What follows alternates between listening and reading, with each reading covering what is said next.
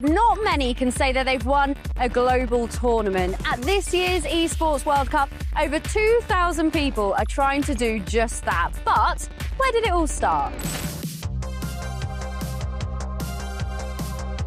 In 1972, a man named Stuart Brown put together a competition to help with his magazine article called the Intergalactic Spacewar Olympics. It consisted of about 20 people at Stanford University, and it put their skills to the test in the game Spacewar, which was made in 1962. This was the first ever esports tournament.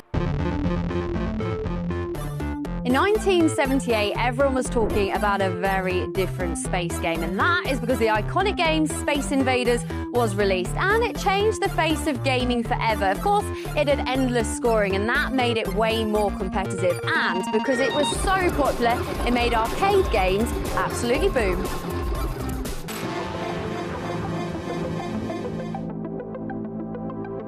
In 1988, things started to change again. Netric was formed, very similar to Spacewar, but this time it involved teams. 16 players could play this one, and it was seen as a big step forward in esports history.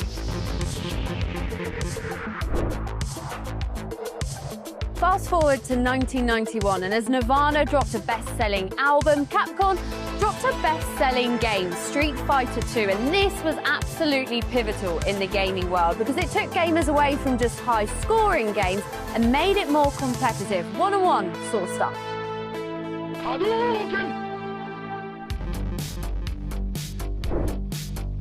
Across the world in Japan, this little company was getting ready to launch its console. Not sure if you've heard of them, PlayStation. Feel like they did all right in the end, but they really did move things forward in the gaming world. The 90s answer to that, though, was LAN parties. What is a LAN party, you might be asking? Well, that was basically where people grabbed their computers, brought them over to their mate's house, and they all played against each other on the same local network. All it took was one man from Rolling Stone magazine to change the course of gaming forever and bring esports into the mainstream.